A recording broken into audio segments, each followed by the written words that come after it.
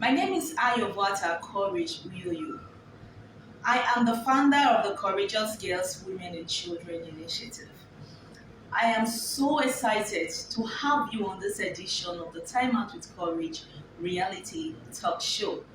This is a platform that is built to encourage young people to have an open, honest, and insightful conversations concerning life issues. The goal is to raise awareness and mentor these young people so they can have an open mind, a well informed and transformed mind to be able to relate to issues relating to leadership, governance, relationship, business, and a whole lot. This will help not just the individual alone in their families, but it's going to help them to be able to contribute meaningfully to socio-economic development and national prosperity. So, on this episode of the Time Out with Courage reality talk show, we're going to be talking about emotional abuse. Emotional abuse is something that have always been happening in our homes. You know, emotional abuse can be dated back to when the word began. Trust me. And I have with me experts who are going to talk on the topic. So without taking much of your time, let's get straight to the business of the day. I'm going to be introducing our speakers. Our first speaker is Simeon Akuraga. He is a clinical psychologist and a mental health and psychosocial support specialist. We also have Ifeoma Ugboma. She's a psychotherapist, a life coach, and a relationship marriage expert. These two people are going to be dissecting, exploring, analyzing.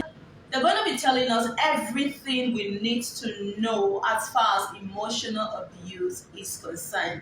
Trust me, this session is something that you wouldn't want to miss. So without taking much of your time, I would like to start with you, Simeon.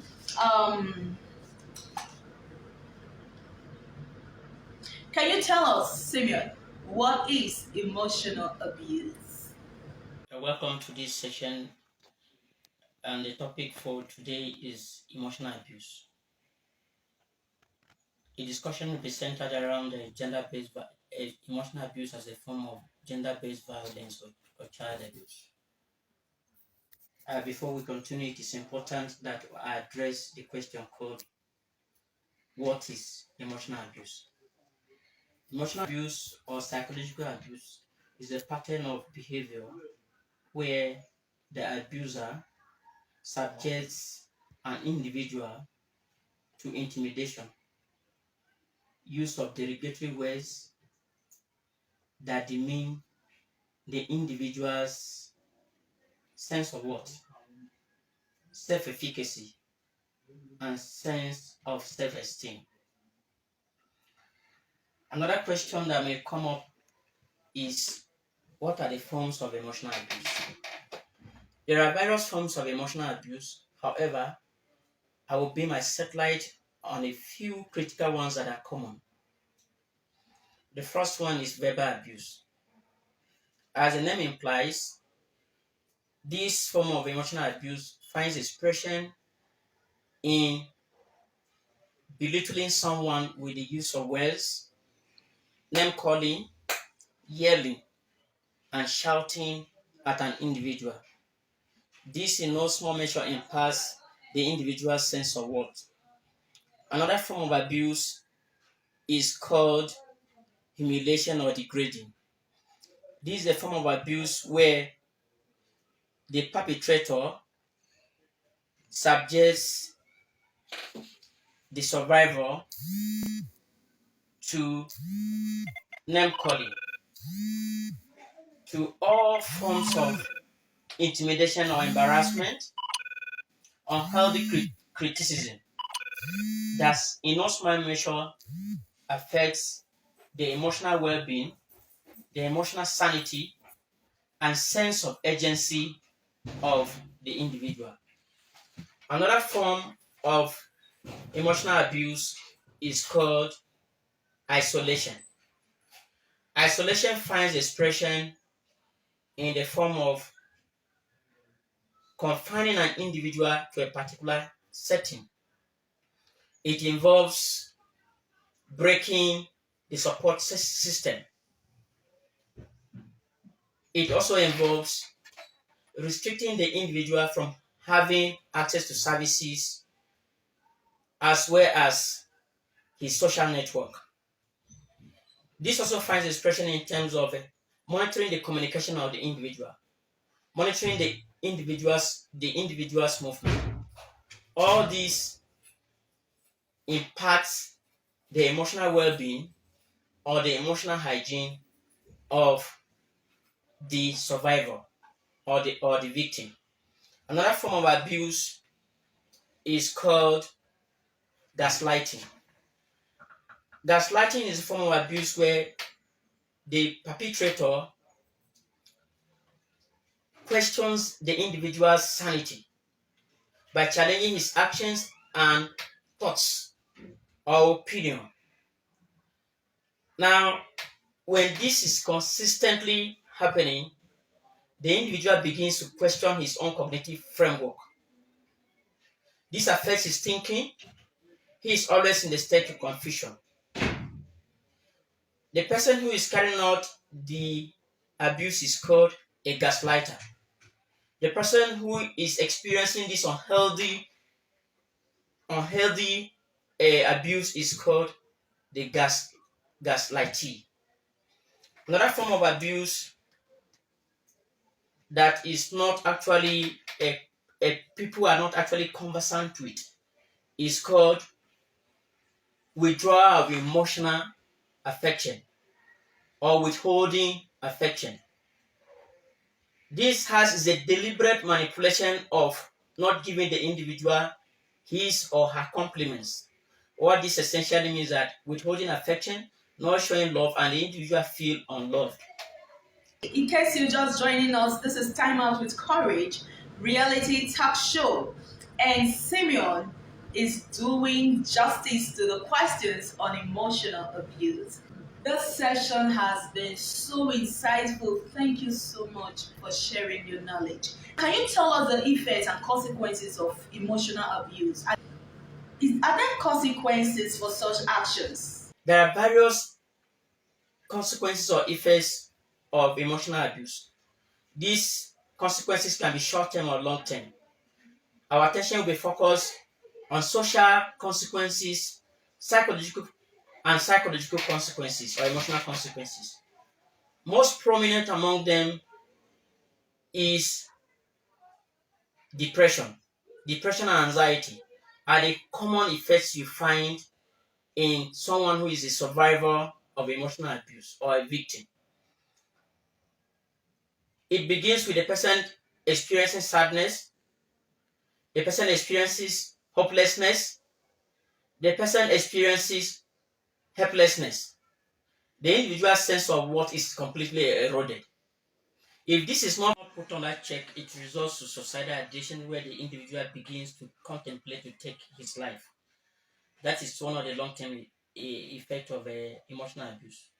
Another effect of emotional abuse is that the person loses interest in developing new relationship, or it results to difficulty in developing or initiating new relationship.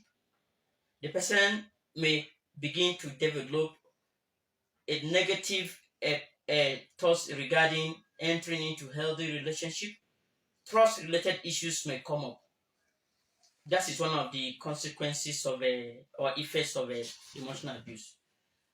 Also associated with emotional abuse as a consequence is anxiety. Anxiety comes with fear. Anxiety comes with excessive worry. Anxiety comes with the feeling of threat. The individual feels he is always threatened. Hypervigilance.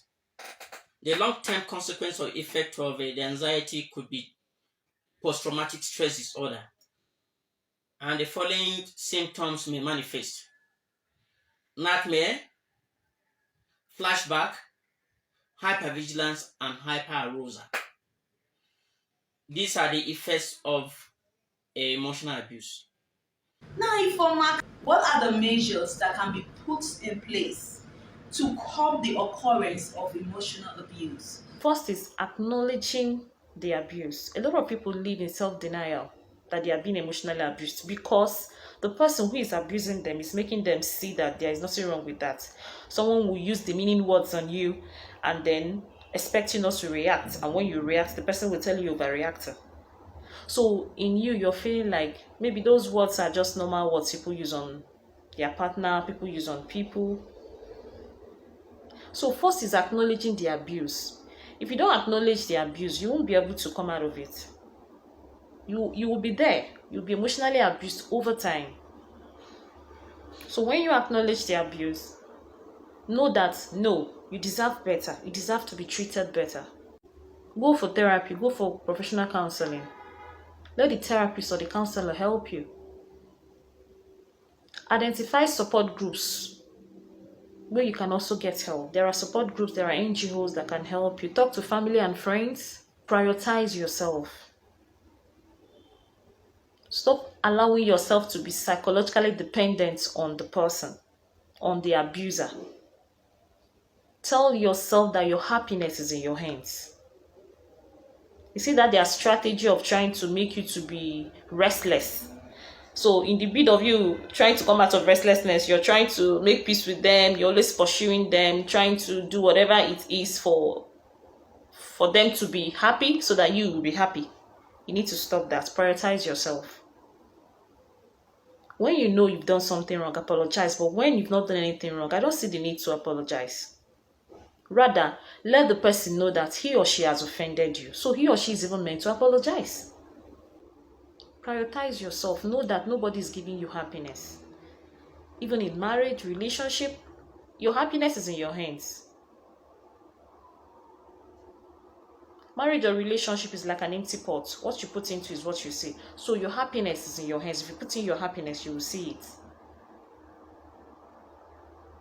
Put you first. Prioritize you. Create another environment. Within that environment where the abuser is, intentionally create an environment that will make you happy, make you have inner peace, make you be at peace. Create boundaries. Like I said before, let the abuser know that you deserve better. Create boundaries. Even if you're married to the person, create boundaries. In creating boundaries, you can avoid arguments. You did something wrong to me and I'm telling you, and if the person wants to argue, you just leave the person and go. There are ways you create boundaries. One of them is avoiding argument, because when you start arguing, you can even have outbursts. You will become emotionally drained. Create boundaries, healthy boundaries that will help your inner peace, help you assess inner peace, help you have peace of mind, help you have rest, help you have happiness.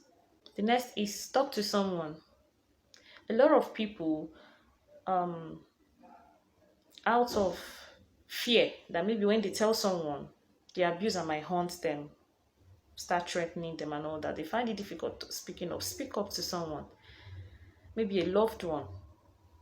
If you feel you're not comfortable talking to the people that know you because you feel it, some people will tell you that is a family privacy, especially when they're married to the abuser. It's a family privacy. They don't want it out because they don't know if they tell maybe their family or their friends, the issue will get out of hand.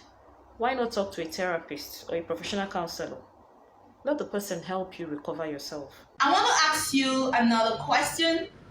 Are there available services for survivors of emotional abuse? If there are available services for survivors, what are those services? The available services include legal services or access to justice. In most instances or majority of cases, in various states in Nigeria, there are pro bono services where lawyers have choose to offer free services for survivors to access justice.